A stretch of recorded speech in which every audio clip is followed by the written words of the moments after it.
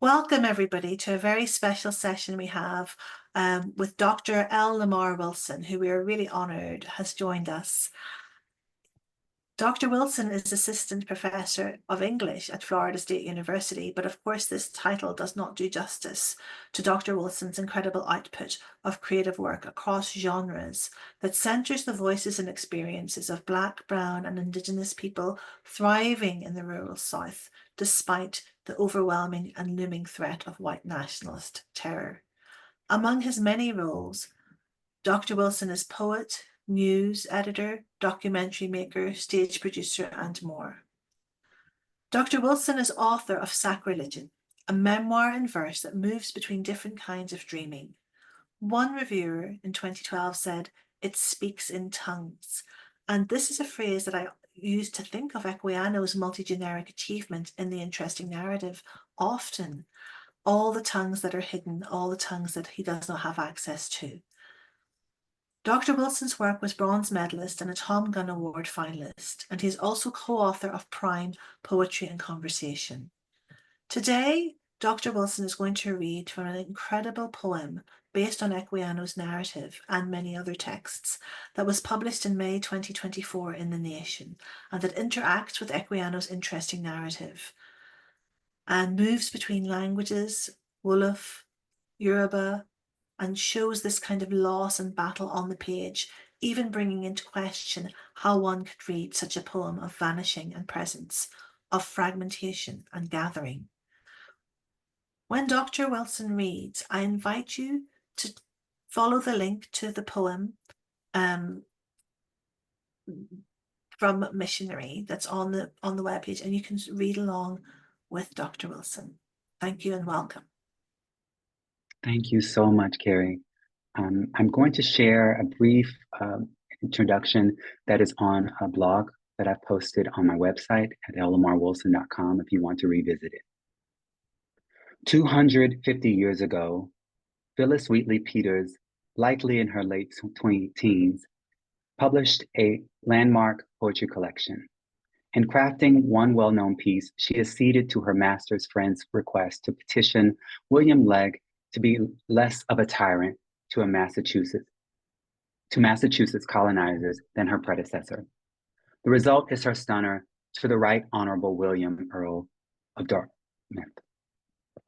The irony of an enslaved girl writing a book that purchased her freedom while simultaneously defending the rights of a white man benefiting from chattel slavery foreshadows kente cloth-donned liberals hoisting upon systematically oppressed Black girls and women, Ruby Bridges, Stacey Abrams, Amanda Gorman, Kamala Harris, any hope that remains of saving the soul of America from the recent failures of our experiment with Republican democracy.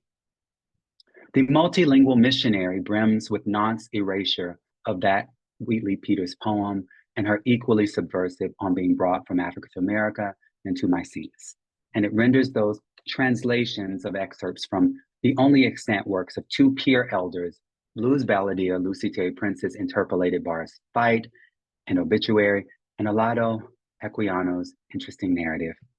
It interrogates failures of chattel slavery to strip literary and African ancestors of their humanity, of Calvinist reformers to indoctrinate enslaved Africans into uncritical acceptance of the inherent whiteness of divinity and the deceptively mistranslated King James Bible's sovereignty, and of a poem to inhabit the insanities that Terry Prince, Equiano, Wheatley Peters, and millions survived.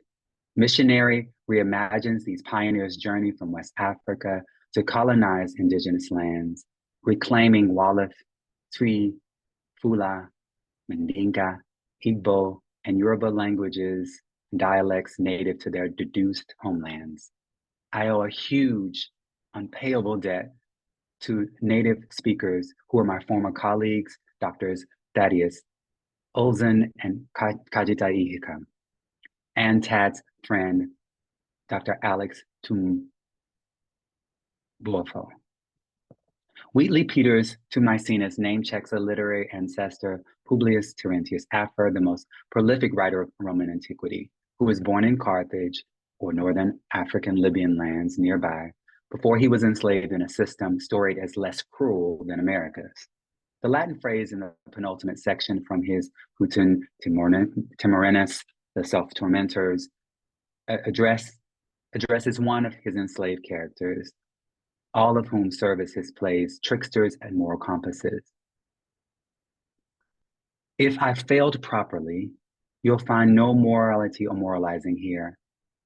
Take Me Back, Bird and Hill, my second collection, returns to the circum-Atlantic trade and genocide of Africans, named a more digestible middle passage or involuntary relocation in contemporary historiography, to remember how the we who acknowledge that we are their descendants and ambassadors got over. Some deem Missionary, this poem that you will soon hear, quote unquote, noisy, as an esteemed colleague has. Touché bon ami. American chattel slavery was noisier and more pernicious than any poem can divine. But for more successful, read accessible poems about enslavement's complexities, I'd start with Robert Hayden's Middle Passage and Honoré Fanon Jeffers' National Book Award honored The Age of Phyllis. They're both brilliant texts. However, Missionary invites you to ponder failures, its and ours. May they haunt the rest of our waking lives as this queer institution's racist remnants persist, unrepented, unatoned, no repair in sight. I am not a native speaker, and before I begin, I give my deepest gratitude and apologies to those who are, and hope that in the failures and in my mispronunciations, we may begin to ponder exactly what Equiano survived. Missionary. H, O, O, O, O, P, P, E. Where is Naime, Mami Rani Lowo, De Naim Nagle, Ingale, Emi Bine Babeni?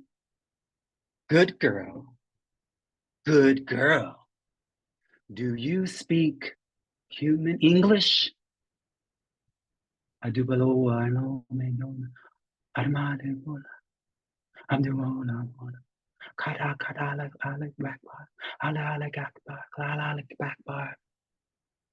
Sulanehi, Sianakor, read, bitch, Mertukwan.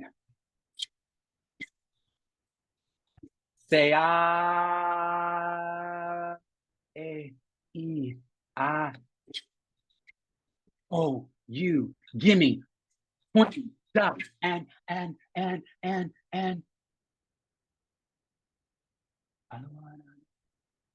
Aduane, Mona, Onre, Lucre, Partic,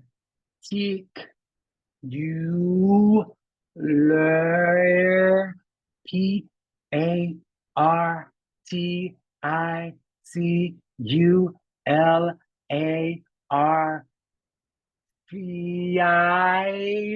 FAVORITE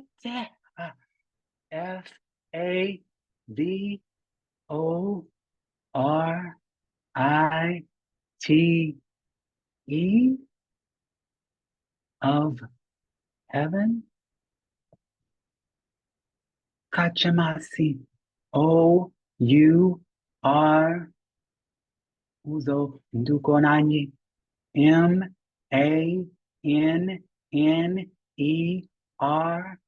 Manner, LIVING,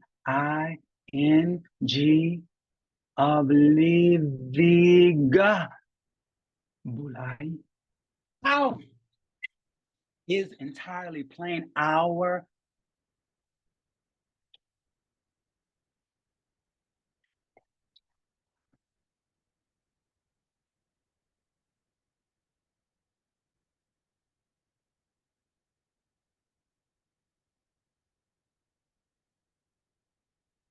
my name is RICHARD.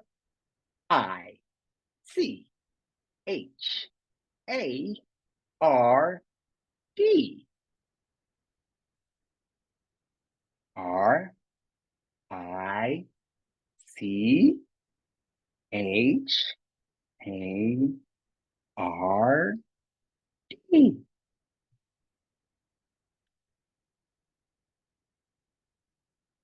Never mind. Just call me D-I-C-K. D-I-C-K.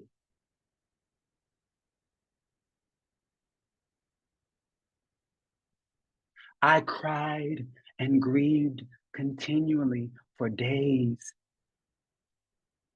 I did not eat anything but what they forced into my mouth. Dick helped me dig.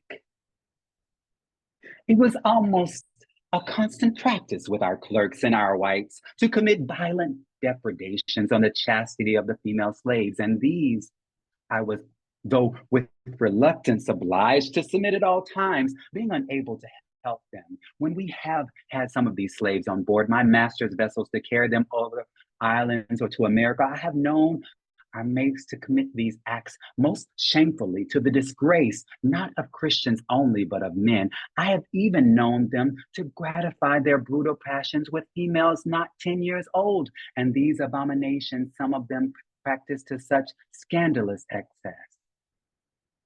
My friend Dick used to be my best interpreter, for I could make free with him, and he always instructed me with pleasure. And from what I could understand by him of his God and in seeing these white people not sell one another as we did, I was much pleased. And in this, I thought they were much happier than we Africans. I was astonished at the wisdom of the white people in all things I saw, but was amazed at their not sacrificing or making offerings and eating with unwashed hands and touching the dead. I likewise could not help remarking the particular slenderness of their women, which I did not at first like, and I thought they were not so modest and shamefaced as the African women.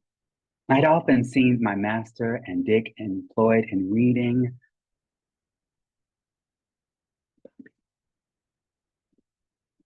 Teach me.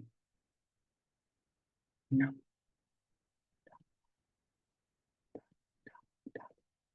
Dick, Dick, Dick. Thank you.